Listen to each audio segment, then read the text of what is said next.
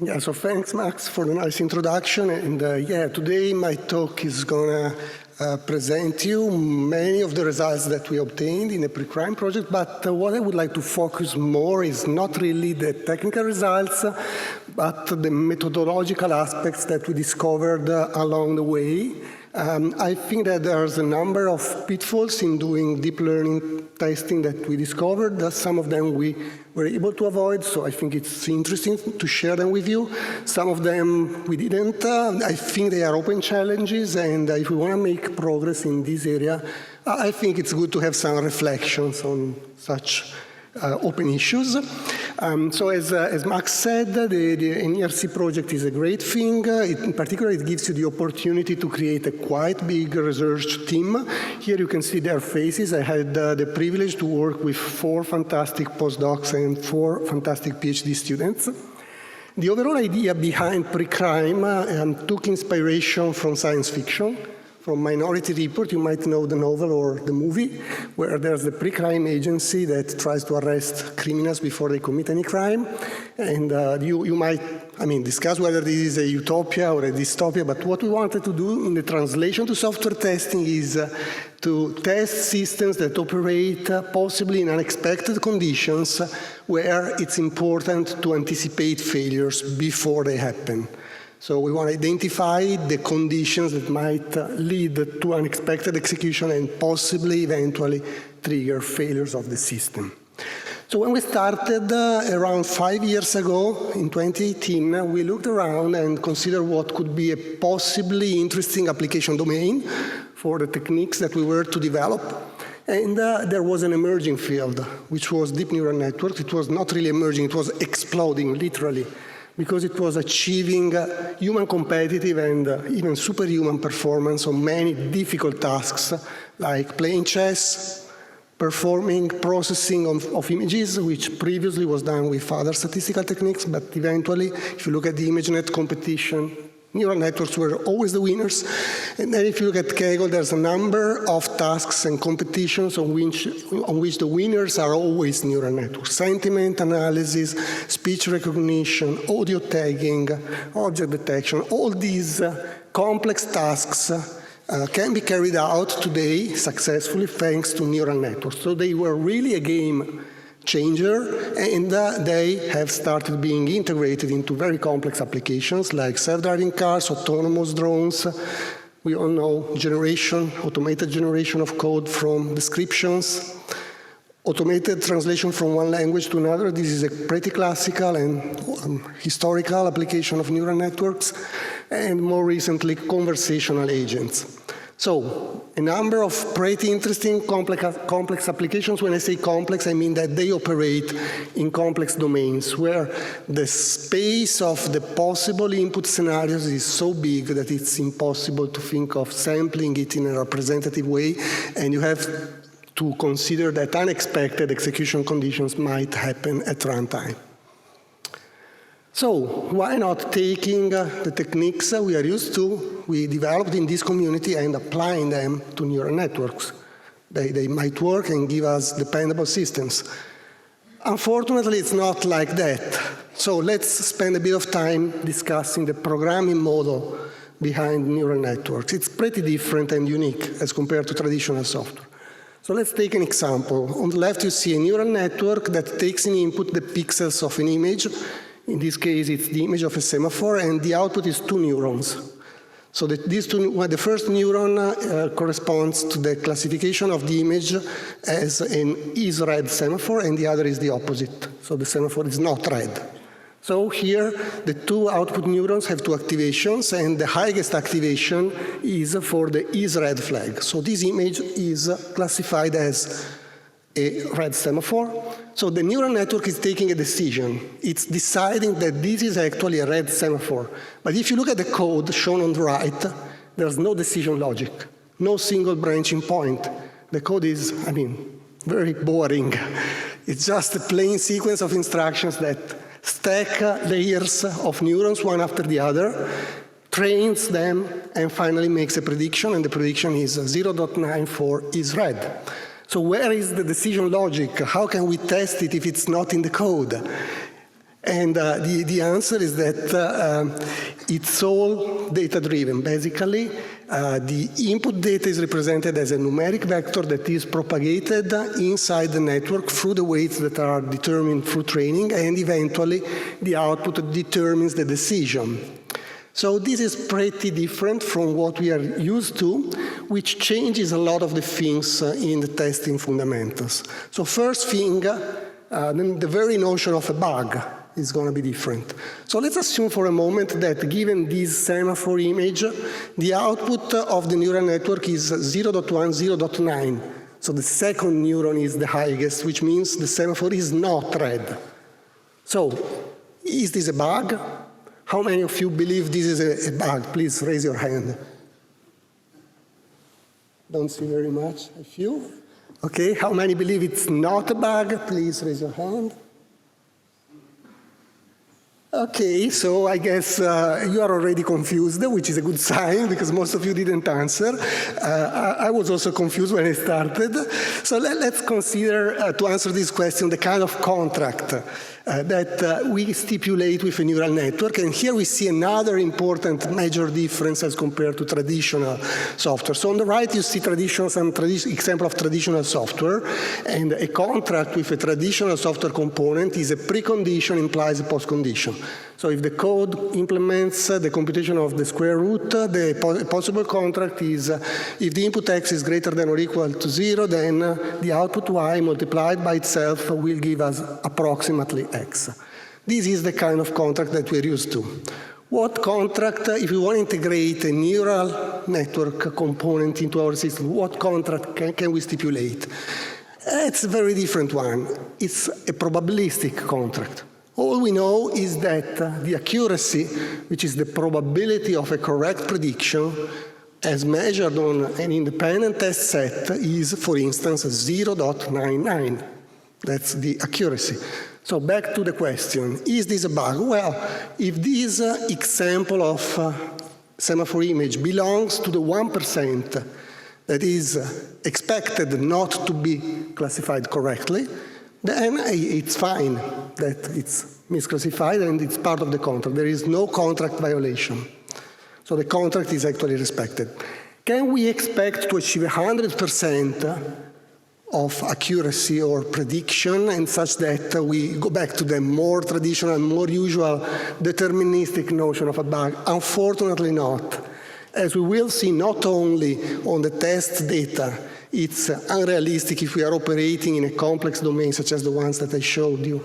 It's unrealistic to expect 100% accuracy, but when we move from the test data to the production data, there's a phenomenon that is known as development to production data shift, which typically decreases the accuracy even further. So this means we have to live with a programming model which is data-driven and with contracts that are probabilistic. So what happens to testing? Is it going to be the same or different? And if we summarize what happens in testing, well, we have a program traditionally with possibly one or more faults, and we want to select test inputs such that if we execute those, we violate some oracles that generate failures, and these failures point to opportunities for repairing the program. This is the standard testing frameworks that we all are used to, and the goal of testing in a traditional setting can be stated as we want to repair faults exposed by choosing inputs whose execution violates oracles. Great. So, as we have seen, a number of things change when we have a neural network under test. So, in the rest of my talk, I will reconsider each of the elements in this testing framework, and I will adapt them, trying to formulate or to propose a new testing framework that works for deep learning components. So I will start with talking about deep learning faults and failures. Are they different? How do we consider them? Then I will talk about the inputs. How do we generate them? How do we prioritize them? And then I will talk about oracles. So first of all, faults. This was our first important question. The code is not necessarily the only place where we can expect faults to happen. There are other elements that affect the behavior of a neural network. most notably the training process with all the elements that intervene in the training process. If we apply the IEEE standard definition of fault, which is a mistake in a computer program, in an incorrect step, doesn't work. So we needed to start the project a better definition of what a fault is, a better understanding, not only a definition. To achieve that, we conducted an empirical investigation, which consisted of some software repository mining. We mined Stack Overflow and GitHub, looking for discussions, commits, and issues and pull requests about deep learning faults, and we interviewed 20 researchers and practitioners. Then we labeled all this amount of data that we collected, and we organized those labels into a taxonomy. And then we have validated the taxonomy on 21 researchers and practitioners. And if we zoom into the taxonomy, of course, I don't have the time today to present it. As I said, I will not focus so much on the results, more on the methodology. But if we zoom into it, we can discover a number of faults that are completely new and completely unique to deep learning models and neural networks. For instance, a neural network might have an unsatisfactory behavior because it has missing or wrong layers, or the properties of layers are incorrect, or some activation function is chosen incorrectly. Or if we look at the training faults, those affecting the training process, well, the hyperparameters are very important. A suboptimal learning rate or batch size is often a reason for bad performance of a neural network. The choice of the loss function, the split into validation, training, and test set is quite important. Training data is an important source of faults, and a lot of faults are due to wrong labels that are attributed manually to part of the training data or to unbalanced training data, just to give you a few examples. So there's a whole set of faults that are unique to deep learning and that need to be handled properly, and the first thing we wanted to do to handle them properly was to be able to simulate them into existing neural networks. So if we want to know if a test generator is good at exposing faults, we need faults. But finding faults in the wild is difficult. I will talk more about it for neural networks. So in order to simulate them, since we had a taxonomy, we developed a mutation analysis tool, DeepCrime, which takes in input all the elements that define the behavior of a deep learning component, so the training set, but also the network architecture and the hyperparameters, and the DeepCrime modifies them before training the neural network, such as to produce a neural network that has a lower accuracy. And then these can be useful for many purposes. So here you can have a quick look at the mutation operators that we implemented. They map pretty well to the taxonomy that I described. So some mutation operators are about the training data. We can change the labels of the training data, remove part of that, and so on. Some regard the hyperparameters, changing the batch size or decreasing the learning rate, some the activation functions. So for each leaf in the taxonomy, we try to define a mutation operator, and now that we have them, we can simulate faults that is useful to decide if a test set is adequate first, and to compare test input generators. If we want to know if a test suite or a test generator is a good one, we can check if it can discriminate between an original neural network and one that contains faults injected by DeepCrime. It was also used as a benchmark for repair tools. I will talk more about it later, and to assess the prioritization techniques. Good, so we know now a little bit more about faults in deep neural networks. What about failures? So we have a fault, we can inject it, but then this manifests itself as a failure. So we can recognize failures. Here there's not so much of a mismatch with standard definitions, but counting failures is very tricky. So on the top you see 6 images of a self-driving car that goes out of bound. And this happens on some tracks generated automatically by some test generator. On the bottom, you see some 5 digits that are misclassified as 6. So one might be tempted to say these are 6 failures at the top and 5 failures at the bottom. This way of counting, however, is actually a pitfall, is pretty tricky and might lead to inflating the number of failures that are exposed by a particular technique, and it might also lead to an improper estimate of the reliability or the accuracy of the system. If you look, for instance, at the 3 examples for a self-driving car, the 3 on the left, they look all very similar. And in reality, once you discover for a neural network a failing scenario, it's pretty simple to generate 1,000 of them. Just changing a little bit of pixels that are irrelevant for the decision, and then you get 1,000 failures.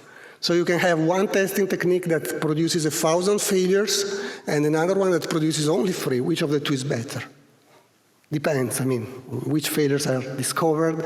And here the notion of unicity or uniqueness of failures is critical, and as I say here, diversity matters. So we try to address this problem by proposing feature maps. Feature maps are a way to characterize failures based on the feature combinations that they exercise. So in a feature map, each failure is mapped to a cell that represents a specific combination of features that define the uniqueness of that failure compared to the other ones. So back to my previous question, we have 2 testing techniques, one exposing 1,000 failures and the other one 3. Which of the 2 is better? Well, if we map those failures into feature maps, and we discover that the 1,000 go into one cell and the 3 go into 3 different cells, then maybe the second technique is better. And this is one of the pitfalls that is quite widespread, especially in the early works in the field, and is something I definitely want to warn you about. Good, so we know what faults are, we have seen how to count failures. What about repairing a neural network? So once we have exposed the failure, we want to repair it. So you already would agree with me that repairing is going to be different from traditional repair. We are not going to change much the code. But the thing is even simpler. Since we have a taxonomy of the faults that represent ways in which faults are introduced in neural networks, what we can do is we can take the mutation operators and revert them. The inverse of each mutation operators represent one way to fix a fault. So if you take the training data category, instead of changing the labels of the training data to make them wrong, we fix them to make them right. Or we can augment the training data with more data, or we can rebalance an unbalanced training set. If we talk about hyperparameters, instead of changing the batch size or decreasing or increasing the learning rate to make it worse, we can fine-tune it to make it better. So what we discovered is that we already had a machinery of repair operators available. So the next question was, how do we apply them to a neural network? And what we found is that people had already considered this problem, in particular in the software engineering community. Here I'm citing an ICSE 21 paper. There have been interesting developments. It's not the only paper that does this. This is called AutoTrainer. But we also discovered that in parallel to us, the machine learning community has spent a lot of effort on deep learning repair. There's an entire field which is called AutoML that tries to automate machine learning tasks, among which what we call deep learning repair, unfortunately, they don't call it like that. For them, this is hyperparameter tuning. So the 2 things don't match. The 2 developments are in parallel. There's no comparison of the 2 approaches, and they are also quite different conceptually. So if you look at AutoTrainer, the approach is rule-based. It monitors the training process and looks for symptoms of a bad training process, and every symptom is associated to a solution. The solution is an inverse of one of the mutation operators that we have seen. So, for instance, add a batch normalization layer, change the activation function, and so on. So it's a rule-based system with symptoms associated with possible candidate solutions. In the ML community. Instead, the most promising, most recent approaches are based on Bayesian optimization, which means they sample the hyperparameter space, which we would call the space of the possible repair operations. And then what they do is they fit a surrogate model, which is able to predict the performance of the neural network for a given choice of the configuration of the repair operators, and then it samples the next hyperparameter configuration to trying to balance exploitation and exploration. On one hand, you want to choose the configuration that gives the highest accuracy, the highest improvement of the performance of the neural network. On the other hand, what you want to do is you want to explore at large the space of the repair actions. So with this strategy, you sample the hyperparameters and then you train the model. And the reason why you have this loop with a surrogate model in it is because in this repair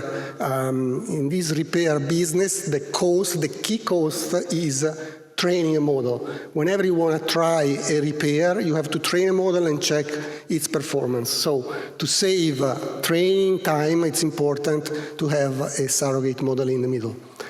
So that was great because we had these two alternatives to do repair, but as I said, they were developed independently, so what we want to do was to compare them empirically and see which is the best, or in which cases one is better than the other. And what we also discovered is that if you want to do this kind of comparison, the thing is not so easy. Because if you look at the individual benchmarks that are proposed also by the two communities, they are quite biased and specific to the approach, to the assumptions that they make. It's difficult to get an independent benchmark of real faults on which to test them. It's also difficult to get real faults. In many papers in deep learning testing, you will see that results are computed on real faults, but you have to be careful about that. If you look deeper into the replication packages, you often discover that these are considered real benchmarks just because they have been taken from GitHub.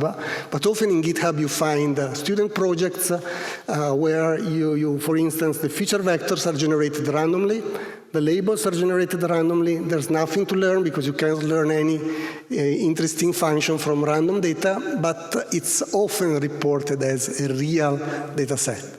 So to make a fair comparison, we defined our own benchmark of real faults. It's a small one for now because it's a lot of work.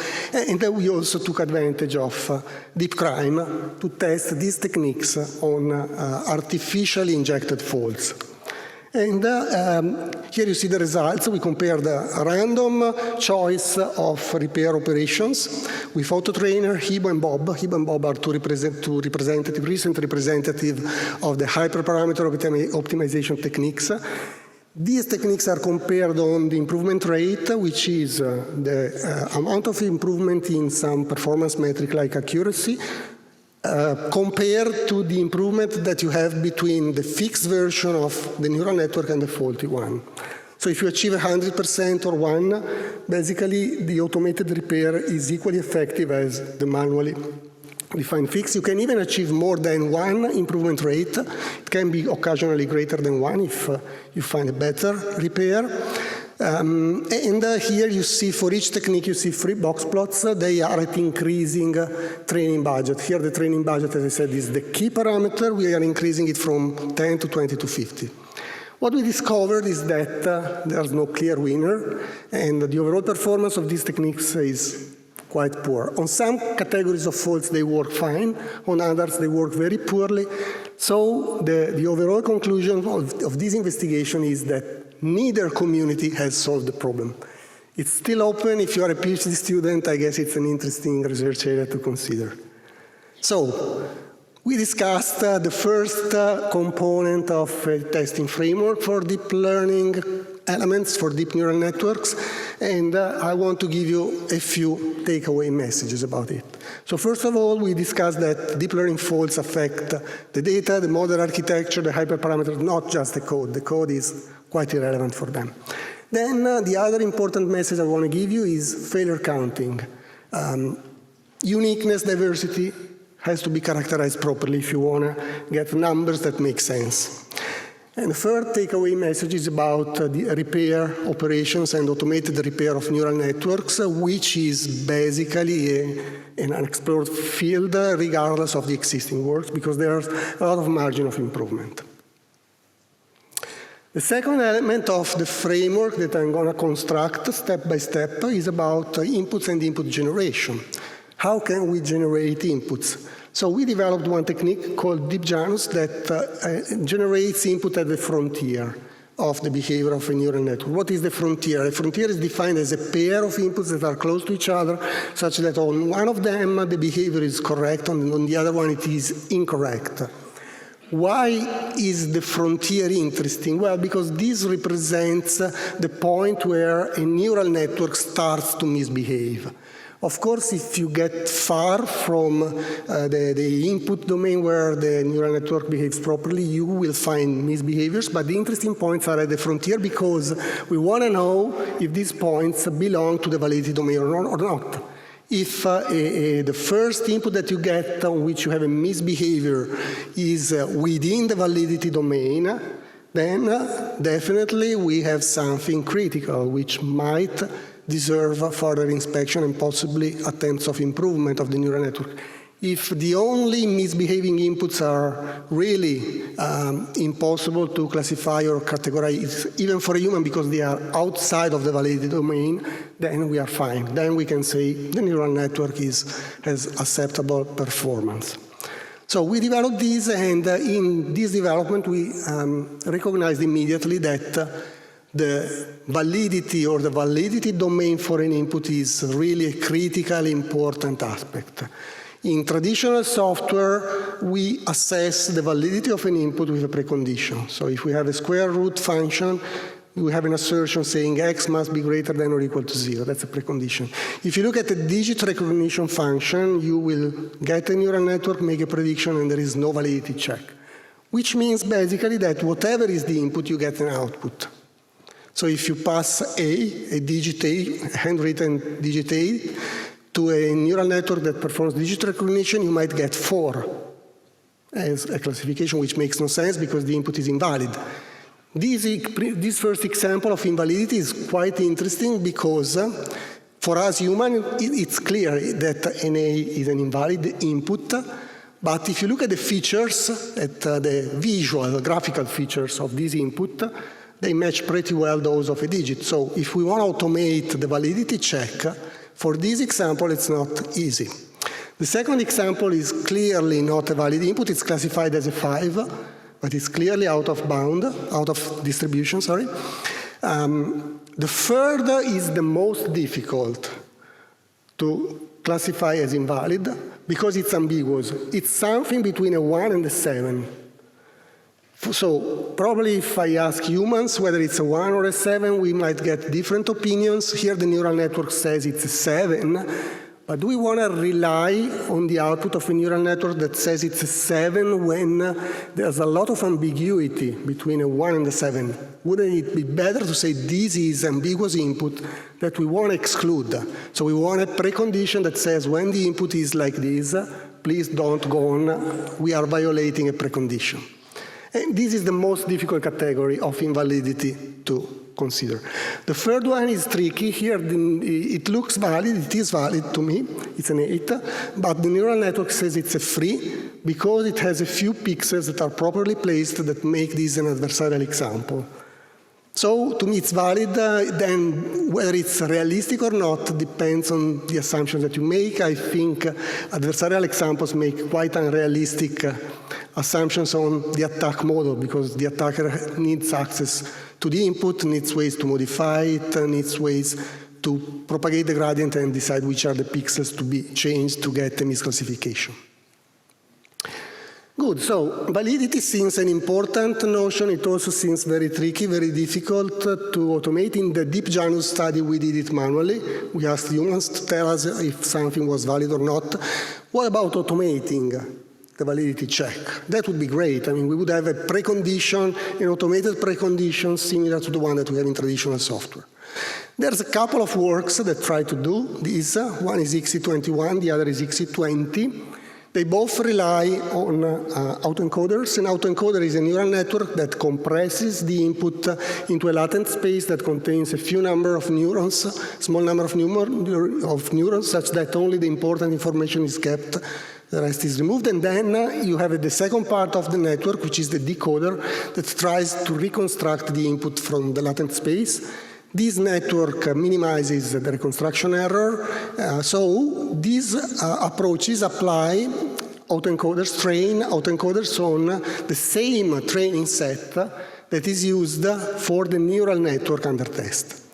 Then, when the reconstruction error for an input is small, what we can conclude is that the new input that we are processing with the neural network is probably similar to the training set. So we consider it as valid. Of course, here we have to be careful. This is autoencoder validity, it's not human validity. The two things might be different. But according to these automated approaches, if the reconstruction error for an input is low, it's a valid input. If it is high, above some threshold, then it's invalid. Then the point is, how do we determine this threshold? And here the two papers, the two approaches differ.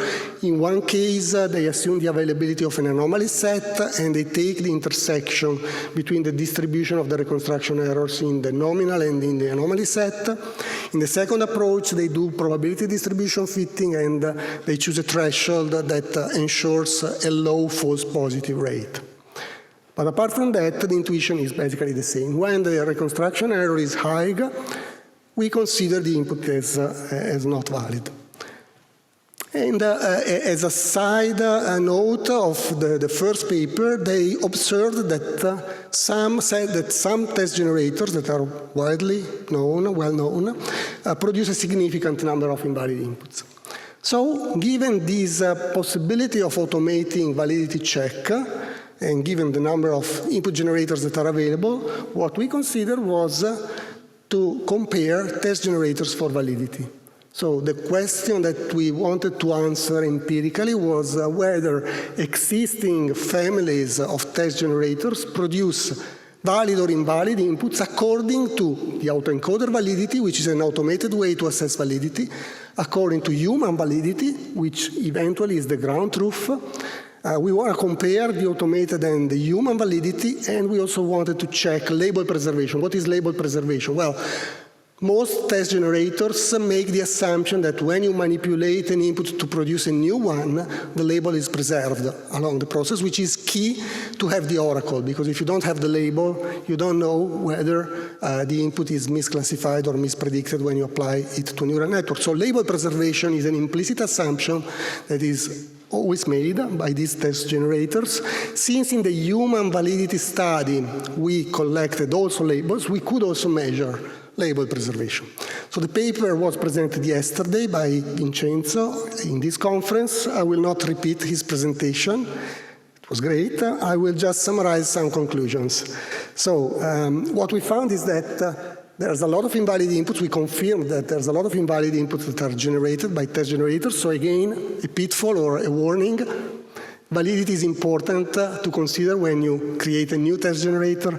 And then depending on the family, if it is a raw input generator, then invalidity is due to the amount of corruptions that you have on the input.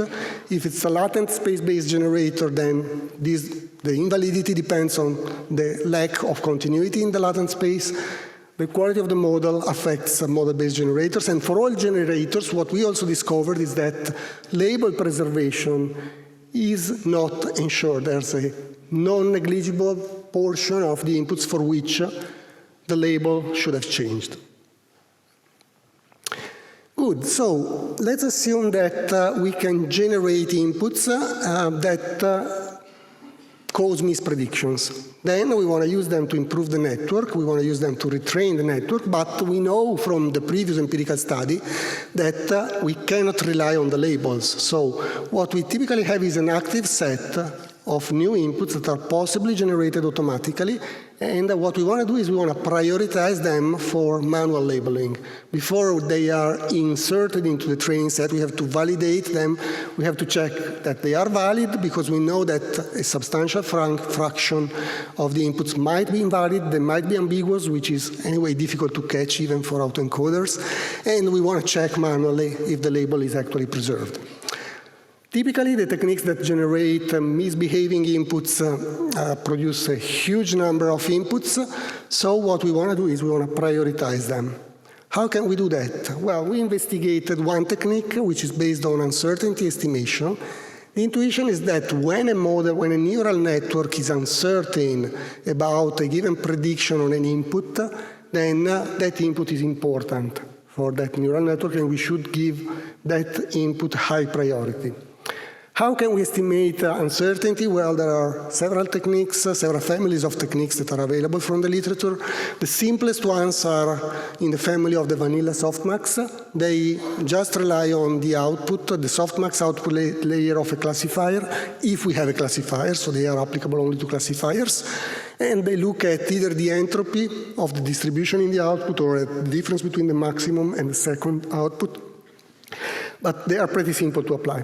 The second category is called Monte Carlo dropout. It's based on the idea that you can introduce a dropout layer that introduces randomness in the neural network by dropping some of the outputs of some neurons randomly. This is useful in the training process to increase the capability of the model of generalizing, but what we can do is we can activate dropout layers at inference time, at testing time.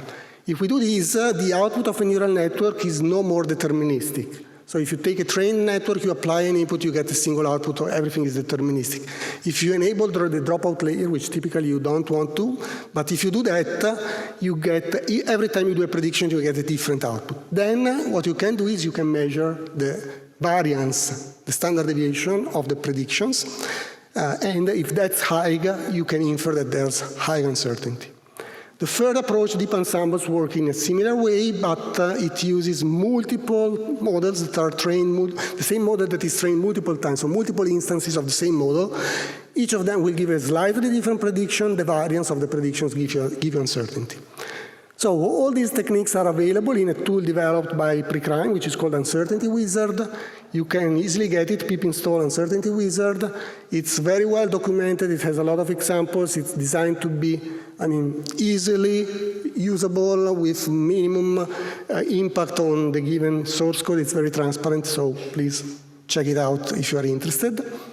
Once we have an estimation of uncertainty, then we can prioritize the inputs and decide which of them are important for improving the neural network.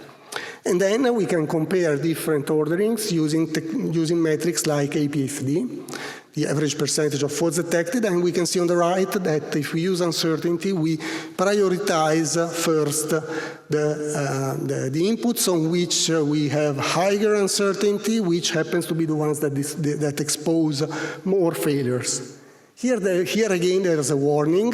When I say more failures, there's the problem of the uniqueness of failures. If you look at the first two failures, they don't look really distinct ones. So here we should also apply feature maps to make sure that we are counting failures properly.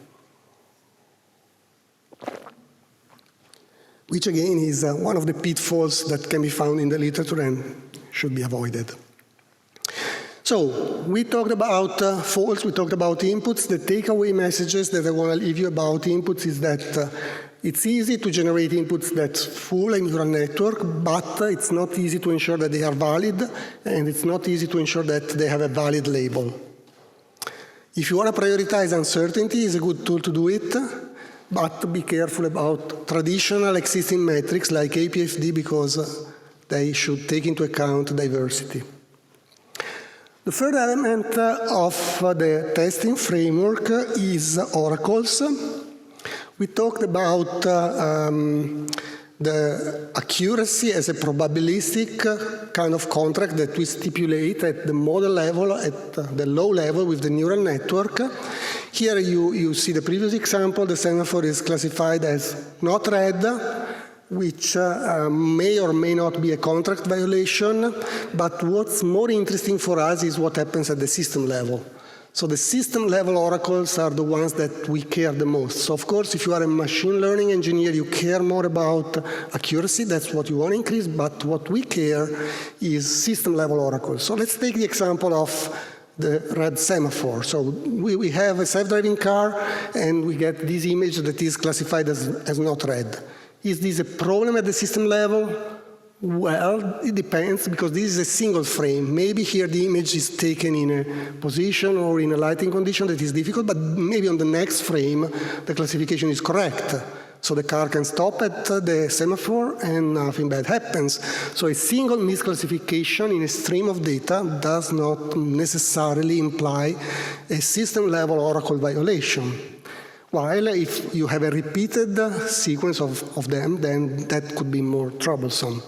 So at the system level, if we want to define oracles, we need quality indicators. So number of traffic sign violations can be one, the lateral position of a self-driving car, the headway position. Here you see a number of possible metrics that can be introduced to have system-level quality indicators. Then, of course, if you have these indicators, one problem is how do we set a threshold? When is a system-level oracle actually violated? And so ideally you want the metrics to be below the threshold, but at the same time you want that they are below the threshold when everything is fine in nominal conditions, but you want the thresholds not to be too high. They must be low enough to be able to catch faults. How can we simulate those faults? Well, we have deep crime, we can inject them.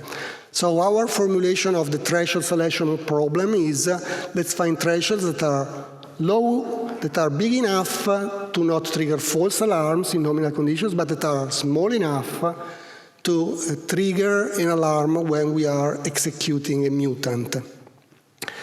So this is a possible way to define system oracles for a system that contains deep learning components. Still, we know that the kind of warranties that we have are probabilistic, which means that at the system level there is some remaining probability of an oracle violation. So we cannot assume that at runtime everything will go fine, and what we can do is we can have a runtime oracle as well. So we can monitor the execution of a system through a supervisor, and whenever something unexpected is detected, we can disengage the neural network, the deep learning component. And then we can recognize unexpected conditions, which, if you think about it, is the initial vision of the pre-crime project. Using autoencoders, this is a black box way to recognize unexpected conditions. Here you see an example. If the road is familiar, it's reconstructed faithfully, so the reconstruction error is small. But on the bottom left, you see a case of an unfamiliar road. The reconstruction error is high, and then probably we want to disengage the autonomous driving pilot in the car. The other way to have a runtime oracle is a white box one. So instead of looking just at the input and recognizing unexpected ones, we can look at the model. Is the model sure, confident about the prediction, or is the model uncertain? And here I don't have to repeat myself. We can use several techniques to do uncertainty estimation. So for the oracles, the message I want to give you is we have to focus on this at the system level, because that's our unique contribution. We are not machine learners. We are not focusing just on getting the highest possible accuracy. Our focus is getting a system that works. And we have some ideas on how to get thresholds at the system level, but most importantly, whatever threshold you choose, whatever oracle you choose, there is some residual probability of a system-level failure, which requires runtime monitor and runtime oracles. Good, so we are close to the end. I think I touched all the elements of the framework, except that we said Boolean correctness does not hold. We need something statistical, like system reliability. If we want to have that measure, which is quite important at the system level, then there's an important aspect to take into account, which is the development to production data shift. So whatever measure of reliability you get on the test data, you probably will experience a lower reliability on the production data. So it's quite important when we move from the test lab to the production to collect production data and to estimate reliability on such production data. With this, the framework, I think, is complete from my point of view, and we can restate the goal of testing for deep learning components. It's repair faults exposed by choosing inputs whose execution violates oracles to increase the reliability measured in production. And this has some implications. So we already commented that 100% accuracy or reliability is unrealistic. This means if we want to know the exact, or if we want to estimate reliability, we need to collect or simulate production data. We need also techniques to estimate reliability in a sample-efficient way, because we probably cannot afford too much sampling of production data. The eventual metric to decide if a new deep learning testing technique is effective or not should be reliability increase measured on production data. This is something that no paper published so far did. It's really in the future, hopefully. It's a level, it's a bar that none of us achieved, including all my papers, of course. On the last but one point, there's an interesting paper at ICSE 21 you might look at that makes a proposal for the efficient estimation of reliability.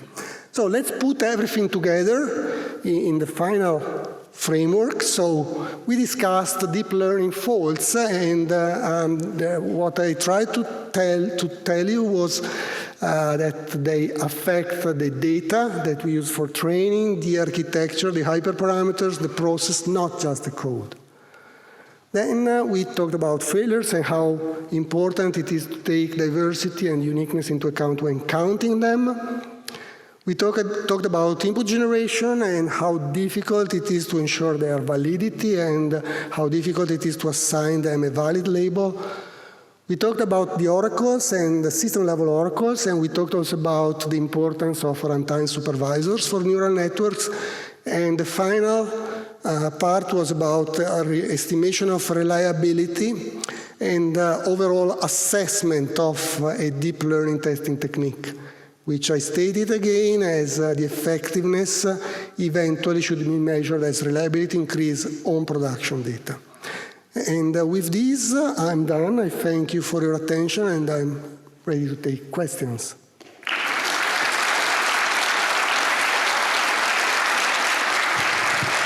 Okay, so the floor is open for questions.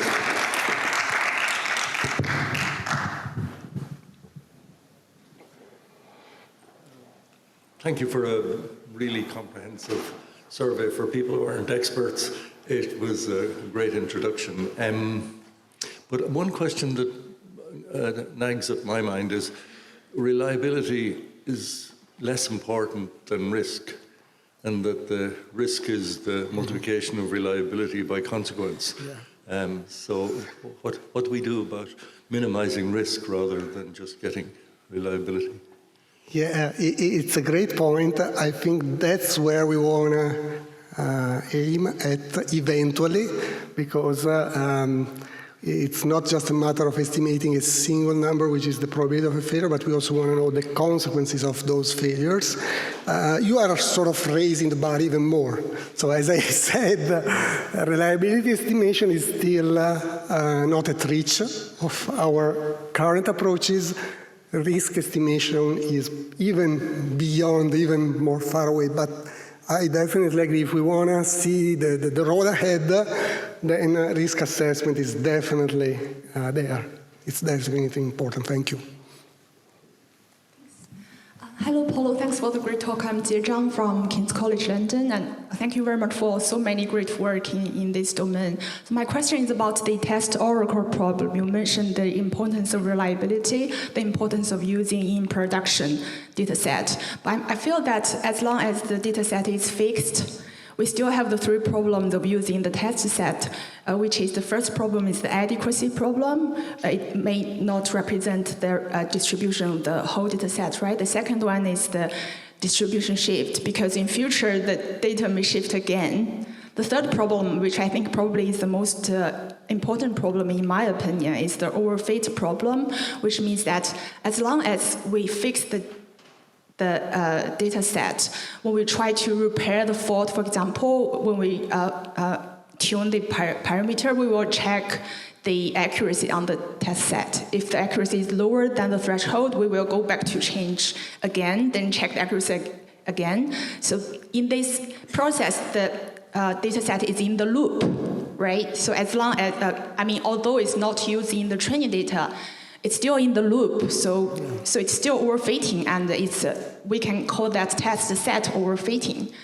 So I guess it's not just a problem for fixing deep learning faults, it's a problem for any model building problem. So I wonder what your insights on this. Thank you very much. Yeah, no, it's a very good point. It's difficult to get production data. It's difficult to get reliable information on the production data shift. What could be done in practice, what we are starting to do now, is to simulate the production data shift. So basically, when we start the empirical investigation, what we do is we also collect an evaluation set, which is different from the test set, and that includes some production data shift that for now is just simulated because we don't have access typically to real production data. And then we do all the standard assessment with the test set in the loop as you described it, but then we also do the extra step of taking this data set that we put apart, that we put aside, and check what happens if we simulate a production data shift. Then the other point that you make is also very interesting, because this production data shift is not there once for all. Well, of course, it depends on the domain. So maybe on some domains, you take a network trained on some data, and then you apply it in a slightly different domain, and the domain remains stable over time. But you're right, there are domains in which the data shift is not always the same, the distribution changes, and this, I think, is potentially another interesting research direction. So how can we monitor this data shift over time as we are in production, and how can we reevaluate the performance on that, and how can we go back to the loop, to the optimization loop, if something goes below some threshold or is unsatisfactory. So yeah, thank you, good point. I like your points very much, thank you. Hello, Jingyue Li from Norwegian University of Science and Technology. My question is more general and not very technical. I'm very impressed by how many papers you can manage to publish this AI stuff into the software engineering conference, because I feel that the AI for ICE is very popular in this community, but ICE for AI is quite difficult to get paper accepted. Because it looks like we use different terms. Here you talk about repairing. In the AI domain, they just simply use fine-tuning, right? And when you talk about test oracle in AI domain, they call it robustness measurement. Or when you talk about mutation test in the AI, they call it adversary perturbation or natural perturbation. So my question is that if we want to publish this AI intensive technologies into the ICE conference, should we change the term to make it understandable by this community, or should we increase the number of experts in the community to know more about the AI terms so that they really understand the importance of the problem we are addressing? Yeah, thanks. I think it's a very interesting observation, and the two communities have a different perspective on the problem, of course. So some problems are common, but the perspective is different. We are more at the system level. So some of the kind of testing that we do are not so much important for them, and vice versa, but there's a substantial overlap. So ideally, I think we should be aware of their terminology, and possibly they should be aware of ours, and we should use the terminology consistently. Also, we should be aware of the algorithms and the techniques that are developed elsewhere, not to reinvent the wheel. It's not easy because they are two large communities and it's difficult to be in sync with both.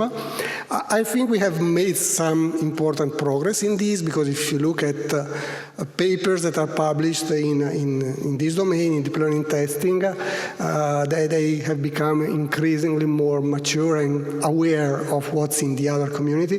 But I agree, it's not easy to catch up and be consistent. Yeah, so my follow-up question. Yep. So if you publish paper, how to decide if I should submit paper to the AI conference and if I should submit to the ICSE conference? That's a very good question. I mean, being also a program chair for some conferences in our field, it's one point that pops up often with papers in deep learning testing. So is it in the scope of this conference or is it better suited for the other one? So to me, if there is a software engineering contribution that looks at the system level performance, that don't just try to improve the model in isolation or the algorithm to train the model, then it's in the scope. But I agree the decision is quite tricky. Some papers could be published in both, and we had some papers that are published in the other conferences in the ML community that are very relevant for ours and that basically address our problems. So yeah, it's a good point. Okay, thank you. Thank you for the inspiring talk.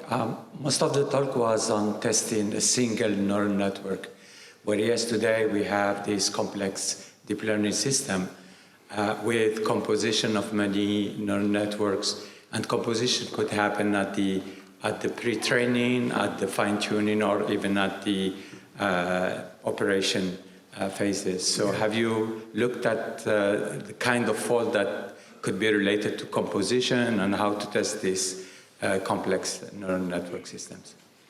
Yeah, so short answer is no, but I agree these are important and more prevalent examples that we will have to look at, and it makes the thing. So as you have seen in my keynote, the problem is already quite complicated, but in these cases where when you have fine-tuning and possibly also the small step tuning at runtime, the testing problem becomes even more difficult. So these are challenges and opportunities, I think, for us to think about what it means to test these systems.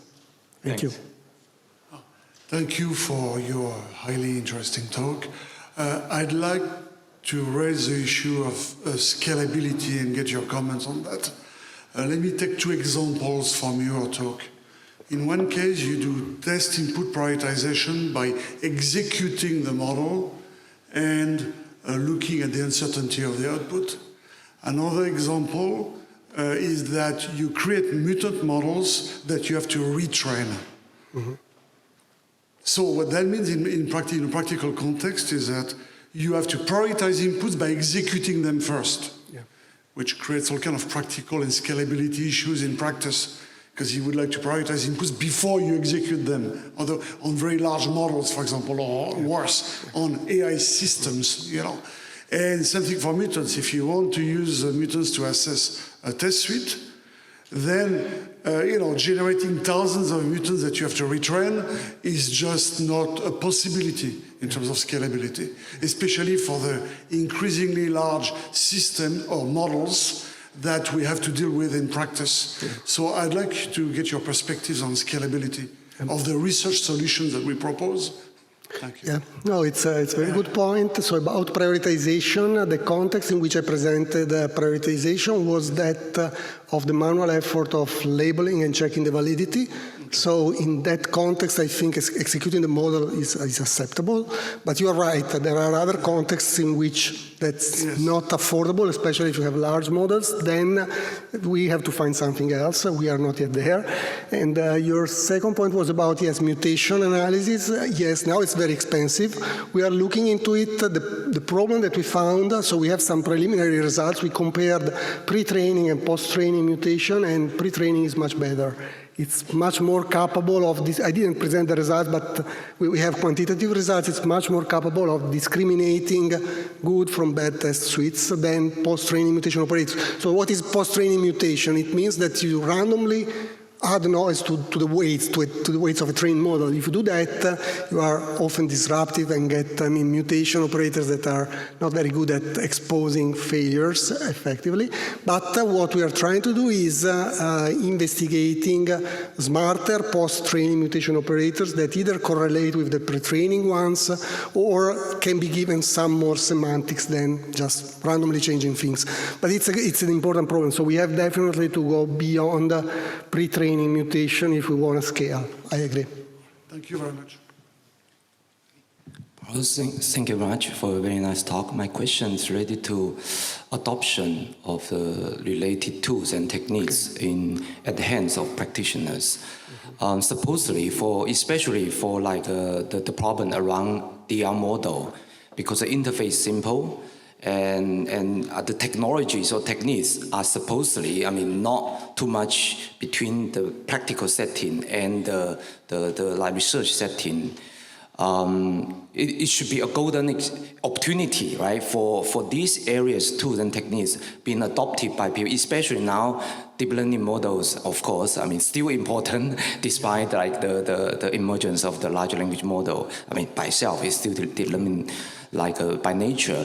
But what happened? Because like your slides or your talk did not talk much about what's going on. Like for these great tools, techniques, would practitioners adopt it? If not, why not? How we can go there? Thank you. Yeah. No, it's a very good point. Of course, adoption is always difficult. We know in our community so that this transfer to the AD industry is a difficult step. First, I want to say that there is evidence that some of these techniques are being developed internally. We don't know with how much influence from us, but definitely they are. One notable example is runtime oracles and supervisors. Tesla is developing them, and if you run the autopilot mode in a Tesla, it sometimes disengage because it cannot go on. So these ideas are in production.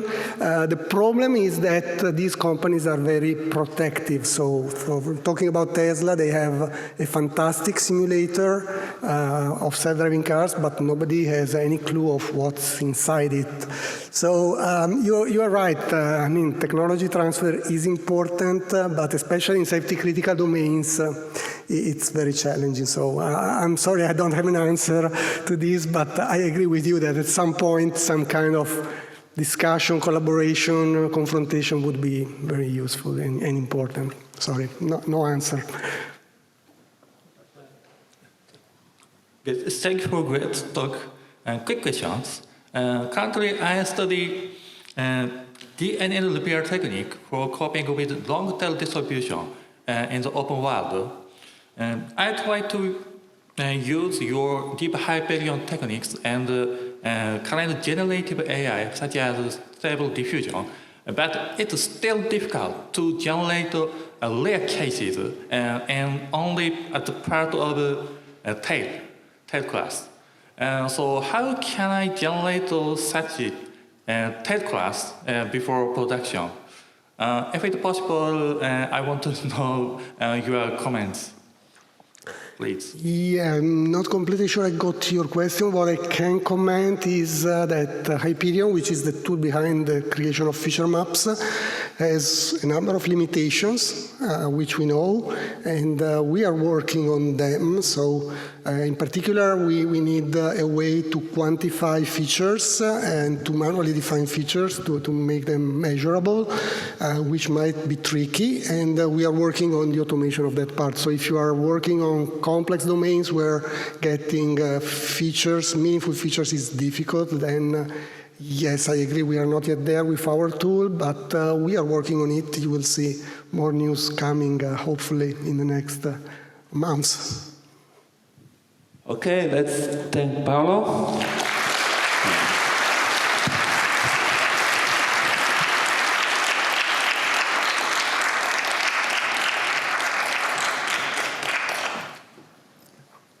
Okay, and now we are going to deliver several awards. So we start with our Research Track Awards. So this is us, and yeah, we start. Please, Marie. Okay, so we had nominations for distinguished reviewers this year from both the area chairs and from all their colleagues on the PC. And we are going to recognize 23 people here who were distinguished reviewers for the timeliness, their depth, and their constructiveness in providing feedback and lots of active participation in the discussion. So we are going to ask them to come up for a group picture and to find their award in the pile. They are alphabetical by last name while I say their names. So please hold applause till the very end. So we have Amjad Tahir. So please just, if you're here, come on up. We'll do a group picture. We have Andreas Vogelsang, Andres Wasalski, Audris Makas, Bogdan Vasilikis. I'm terrible with names here. I should have practiced these. Brittany Johnson, Kaylee Sadowski, Christine Julian. Come on up, and you can kind of show them where the award is. Demetrius Spinellis, Igor Steinmacher, Jennifer Horkoff, Julia Lawal, Kevin Moran, this one's really hard, Tantanthavorn, Klaus Jean Stoll, Leandro Minko, Leonardo Mariani, Marcel Beam, Philip Leitner, Rachel Tsuref Brill, Sebastian Baltes, Sebastian Brock, and Xavier Frank. So we really appreciate all of you and your efforts.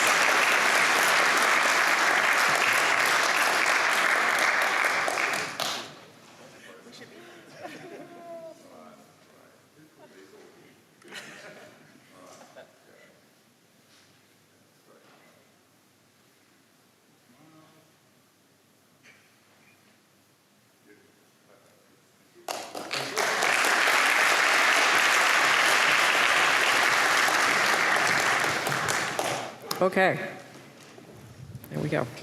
So, next step is Distinguished Paper Awards.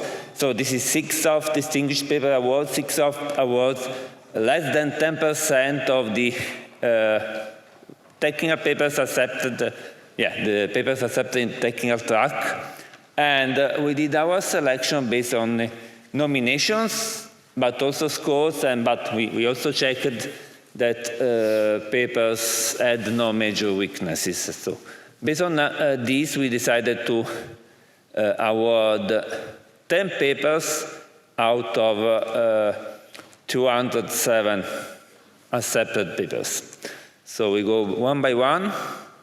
The first one is Do I Belong? Modeling Sense of Virtual Community Among Linux Kernel Contributors. So, yeah.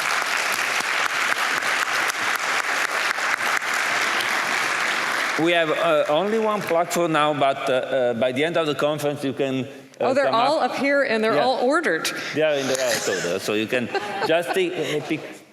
No, they're all right here on this table. They are here. Oh, there. We made this one easy. One copy for everybody.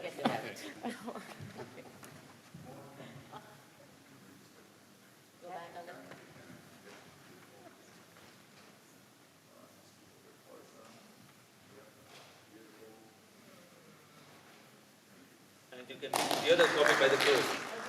Yes. Yeah.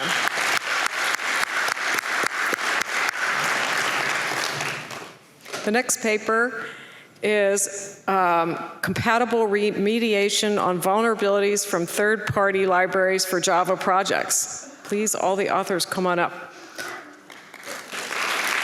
And it should be the one on the top. Yes.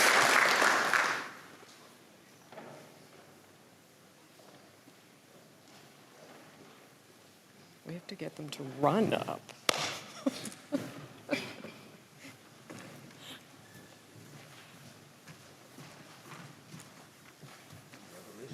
Congratulations.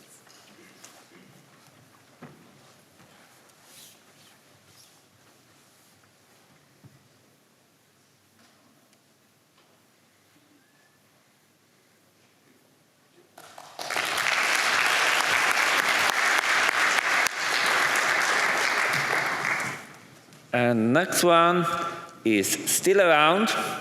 Experiences for and survival strategy of veteran women. Oh, sorry. A qualitative study on the implementation of design decision of developers, please.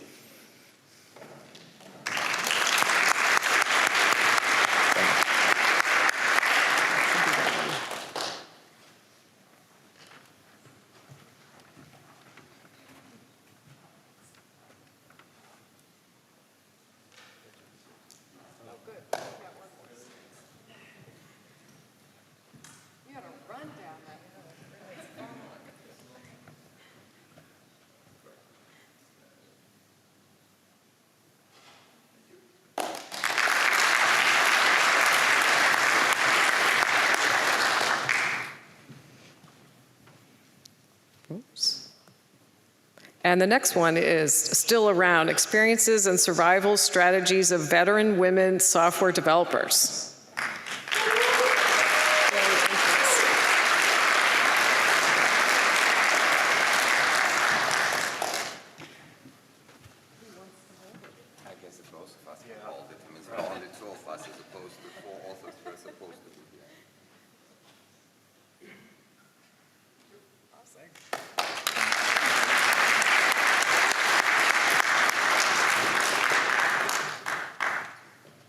Okay, next one is understanding and detecting on-the-fly configuration bugs.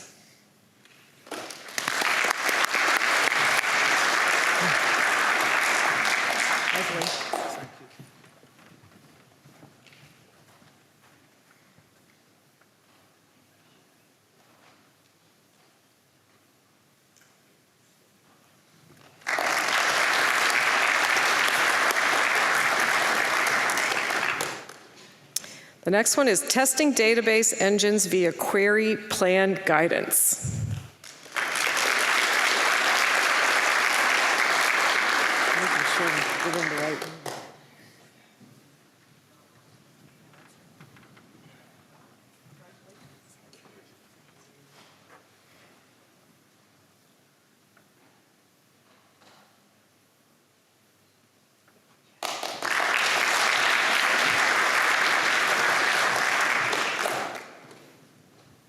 Okay. Next one is Sibyl, improving software engineering tools with SMT selection.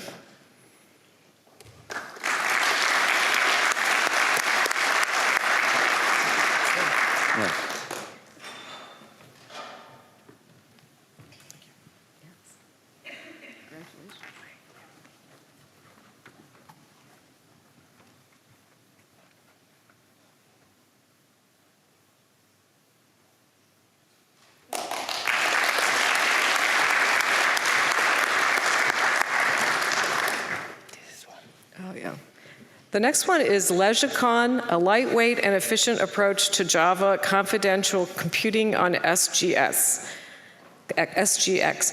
This is really a commendable paper. This paper got all 5s in the reviews.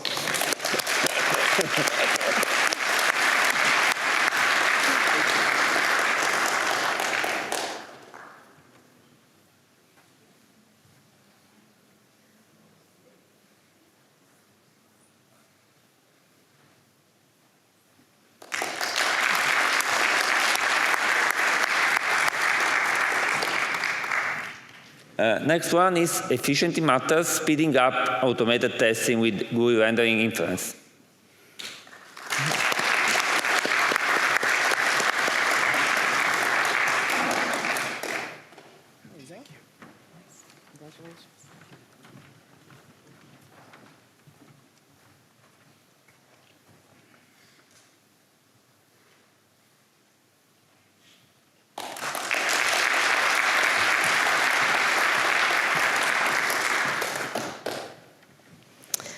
And the last one is, I'm not sure how to say that, RETA? RETA, Learning Namespace Representation for Program Repair. There we go. We have all three.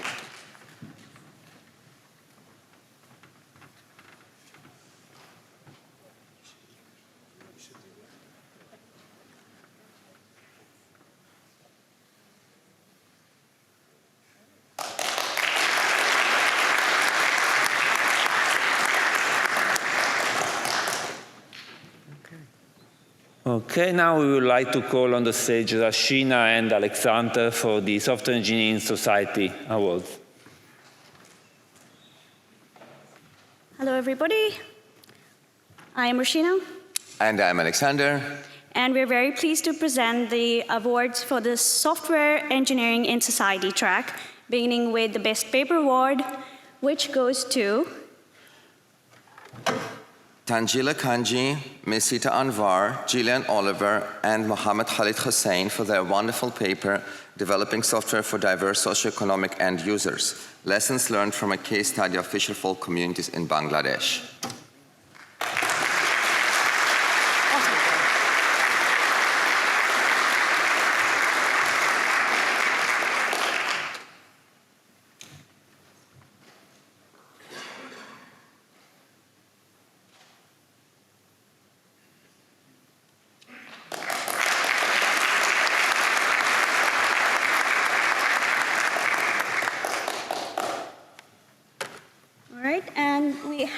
A few Distinguished Reviewer Awards to give away for our amazing reviewers, and the first one goes to Igor Wiese. Well, you see them all, but you can come one at a time. Is Igor here? Probably not. All right, we move on to the next one. Your namesake? Yes, exactly. Alexander Nolte from Tartu, Estonia. They're all probably very busy reviewing. The last one, if we have any luck. Ronnie de Souza Santos, the University of Cap Breton, Canada.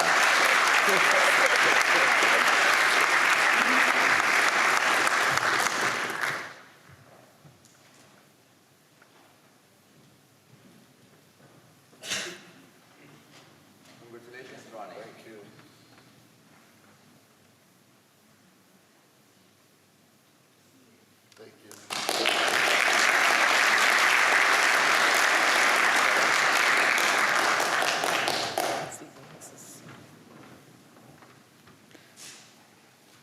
Okay, so we go to the Software Engineering Education and Training. And I would like to call Sonia and Jengai.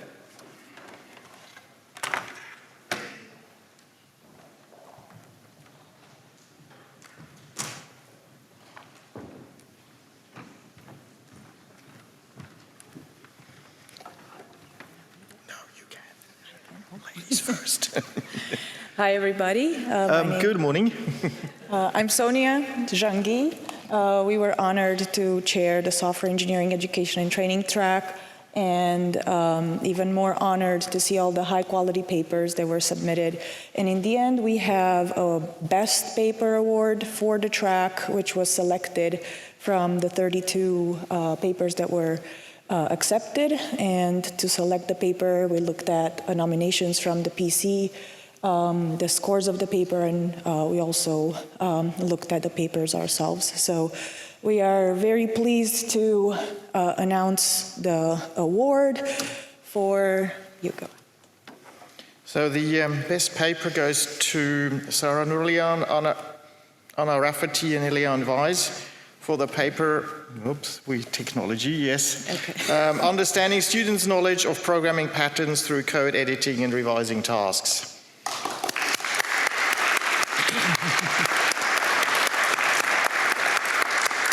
Now, unfortunately, none of the authors could make it to Melbourne, so the presentation was virtual. Hopefully they can come to one of the next ICSEs, but we will make sure they will receive that through good old snail mail.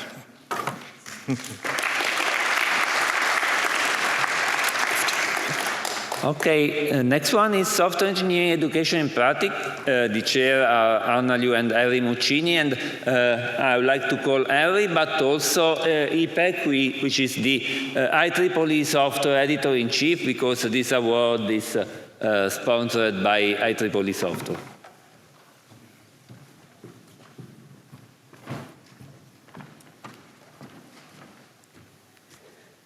İpek Özkaya, Carnegie Mellon University Software Engineering Institute. I just want to say a couple words why we sponsored this award about 5 years ago. As you know, IEEE Software Magazine exists to bring practice and theory together, to remind us all that all the research we do is in pushing practice forward, and practice should inform research. Maybe one day we won't have separate tracks. Even if we have separate tracks, they're all for the one goal and the same goal. Hello, everybody. This is Henry Muccini, University of L'Aquila. And I think that we are very, very proud of this award for many reasons. And I think that award-winning author should be also very proud of it. We had 146 submissions. At the end, we had 41 papers selected and 5 industry challenge. But I think more relevant than this, we had an incredible number of 763 co-authors on those submitted papers, okay? And then we have the winner, which is a single author, which is even more, for us was even more really enthusiastic to nominate. And the award goes to Reinhard van Tonder for the paper on You Don't Know Search, helping users find code by automatically evaluating alternative queries.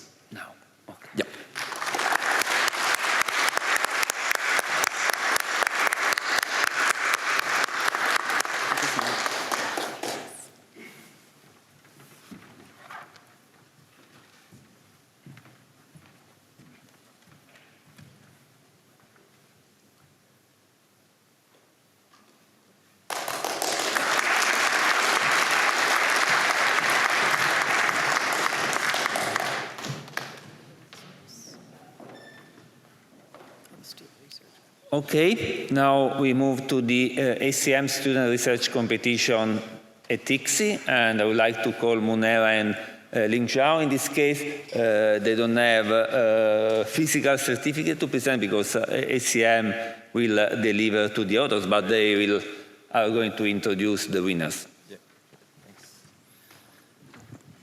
Good morning, everyone. I'm Ling Xiao. So I'm from Singapore Management University. Oh, this one. Okay, sure. Thank you. So I'm very happy to announce the winner for the ACM Student Research Competition. Maybe you know already, ACM Research Competition for students, for both of undergrad students and graduate students already. They have to present original research, not just some published results. They have to do a novel, very impactful research, and do a very good presentation to a panel of judges, including me and Mira from CSRO at the data 61. So we already, together with 30+ judges, PC members, going through the abstract presentation and also the poster presentation and the final slides presentations. So it's a big challenge for the students. So I would be happy to announce 3 winners for all the competitions. So for the undergraduate categories, we select the top 1 winners. So the winner is Zhihe Zhao from Rice University on a very interesting study on the representation of women contributors in the open source communities, including the distribution and the disengagement of women, how we can encourage the women to contribute to the open source communities.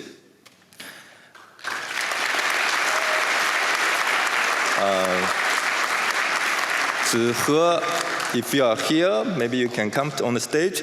We will take a group photo together with all the winners. So as I mentioned by Max, ACM will distribute the medal and the monetary awards to the winner recipients by all the snail mails. Okay. For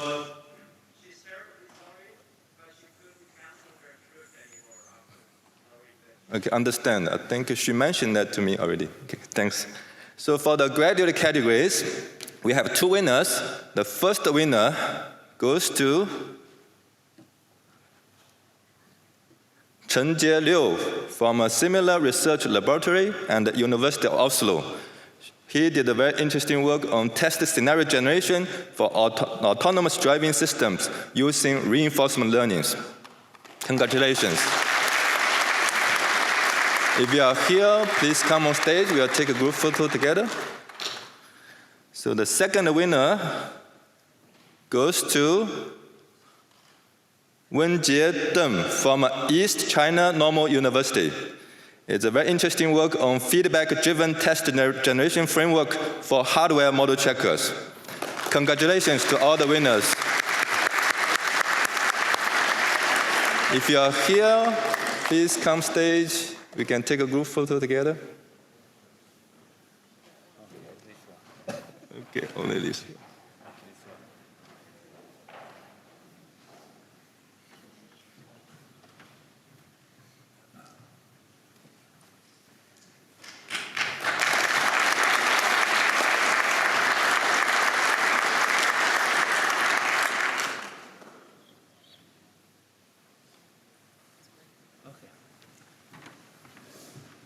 Okay, last award is score.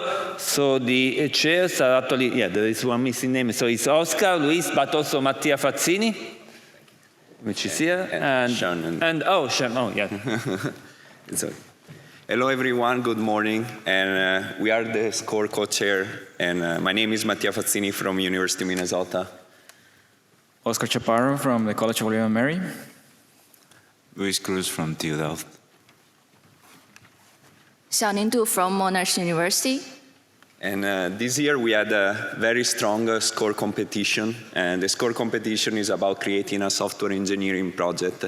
And we had 4 finalists, so what we would like to do is to recognize all the finalists now, so please come on stage, Private Tap, Code Defenders, PDFL, and DSEC, and then we will announce the winner. So we have certificates for, yeah, great, Oscar, for all finalists, and then we'll give the certificate to the winner.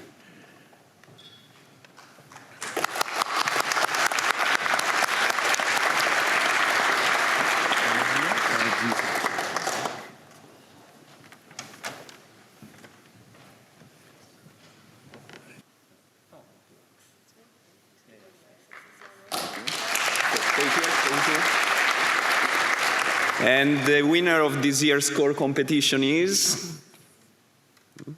Hit the green button. Okay, good. DSEC, a data analyzer tool for ensuring software development life cycle.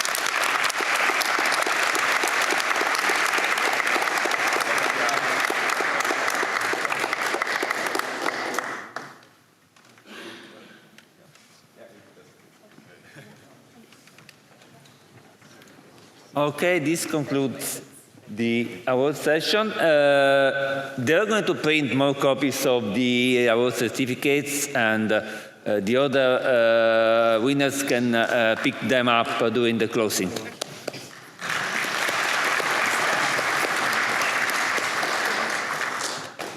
Onwards for the day. Whose phone is this? Someone left a phone. Somebody left the phone here.